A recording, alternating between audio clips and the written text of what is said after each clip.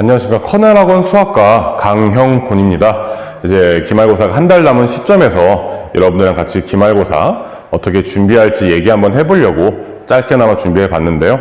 이제 한번 같이 확인해 보도록 할게요.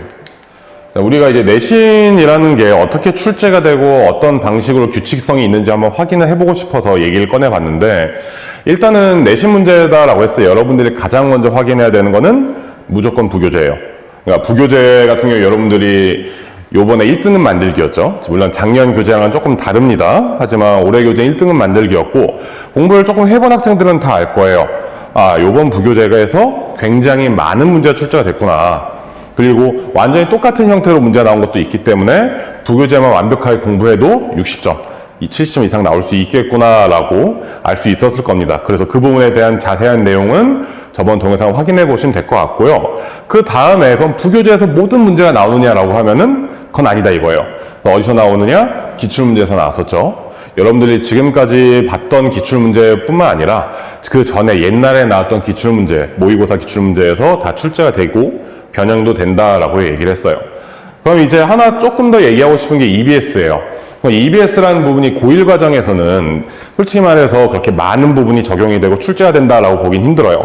하지만 분명히 EBS 수능 특강이라든가 수능 완성이라는 부분에서 고1 과정을 끌어내릴 수 있는 부분이 존재하거든요.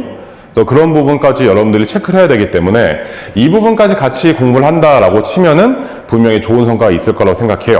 또 이런 부분 여러분들이 같이 공부할 수 있도록 우리가 준비하고 있고요.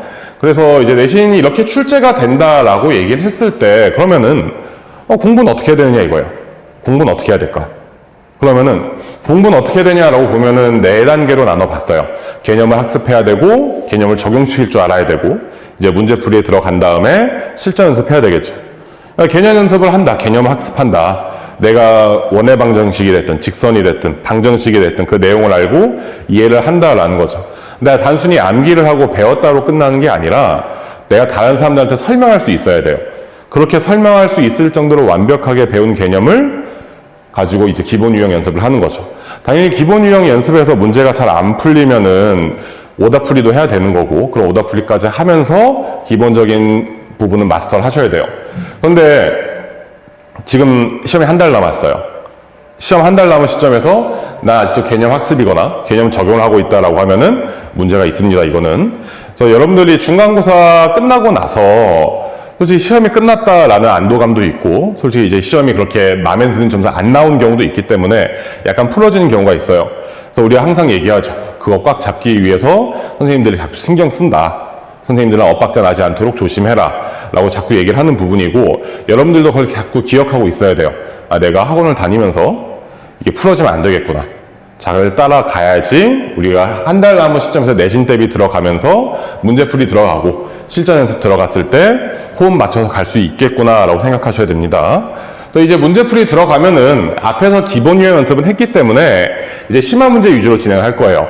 그리고 학생들이 따라올 수 있는 경우에는 킬러 문제까지 같이 진행을 하고 변형된 경우까지 한번 같이 확인해 볼 거니까 그렇게 알고 있으면 되겠고요. 그 다음에 이제 수학 공부가 다 끝이 났어요. 그러면 이제 실전 연습 들어가야 되겠죠. 우리는 매주 실전 모의고사 보니까 실전 모의고사 보면서 실전 감각 키우고 제한된 시간 안에 문제를 푸는 거에 대한 압박감 연습도 조금 할 수 있으면 좋겠습니다. 그러면 이제 우리가 앞에서 어떻게 내신이 문제가 출제가 되고 어떻게 공부해야 되는지도 얘기해 봤어요. 그러면 이제 기말고사에 뭐가 나오냐 이거야. 기말고사에 뭐가 나올 거냐. 그 부분에 대해서 한번 얘기를 해볼 건데, 일단 중간고사 범위가 2차 함수까지였죠. 2차 함수까지 나왔으니까 다음 단원이 여러 가지 방정식과 부등식, 그 다음에 평면 좌표, 그리고 직선이 나와요. 자, 여러 가지 방정식과 부등식에서 좀 어렵다 싶은 부분이 뭐뭐 있냐라고 하면은 오메가, x 세제곱은 1이다, 혹은 x 세제곱은 마이너스 1이다. 그게 변형이 굉장히 다양하게 되기 때문에 기본 성질을 외워놓고 응용하는 법 계속 연습해주고 있죠. 그리고 2차 함수 근의 위치. 2차 함수 근의 위치는 어떻게 보면은 2차 부등식 단원에선 제일 어려운 부분이다 라고 볼 수도 있겠어요. 그래서 그런 부분 연습해 두는 게 굉장히 중요한 게, 당장 고1 기말고사에서 연습해야 되는 것도 맞는데 저 부분에 대한 정확한 이해, 그래프를 이해한다는 부분이 고2, 고3 넘어갔을 때도 굉장히 중요하기 때문에 저희들이 열심히 수업하고 있는 부분이고요. 부정방정식은 항상 까다롭죠. 이런 부분도 같이 이제 내신 대비 교재 보면서 연습할 수 있을 것 같습니다. 그리고 이제 평면좌표 같은 경우에는 솔직히 말해서 평면좌표만 가지고 얘기를 하면은 문제가 나올 게 크게 없어요. 기껏 해봤자 A, B, C 세 점 놓고서 외분점, 내분점 찾아라. 그리고 뭐 각의 이등분선, 내각의 이등분선이라던가 외각의 이등분선 이 정도 나오는 거겠죠. 근데 이 평면좌표가 중요한 이유는 우리가 직선이라던가 시험범위에 이제 평대고 같은 경우에는 요번에 원의 방정식이 안 나온다라고 알고 있는데, 일단은 원방이 나오게 되면 원방까지 당연히 학습을 하게 될 거지만 직선이랑 원에서 많이 활용이 된다라고 생각하시면 돼요. 그래서 도형에서 가장 기본적인 부분이다라고 보시면 되겠고요.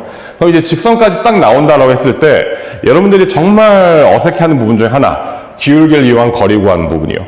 이거 선생님들이 정말 강력하게 강조하는 부분이고 계속 연습하고 있어요. 이게 할 줄 아느냐 모르느냐가 굉장히 중요합니다. 그 다음에 자취문제. 자취문제는 마찬가지로 항상 까다롭죠. 이 두 부분 여러분들이 열심히 연습할 수 있고 완벽하게 마스터 해가지고 얘네들만 가지고서 나오는 킬러 문제도 해석할 수 있도록 교재도 준비해 놨고요. 그렇게 기억해 두시면 되겠고, 실제로 이런 과정을 통해서 이번 중간고사는 성과가 꽤 괜찮았습니다. 자랑하는 거기도 한데 우리가 이 기말고사에서도 정말 좋은 성과 가질 수 있을 거라고 믿고 있습니다. 남은 한 달 고생 좀 하시고 웃으면서 끝나도록 합시다. 감사합니다.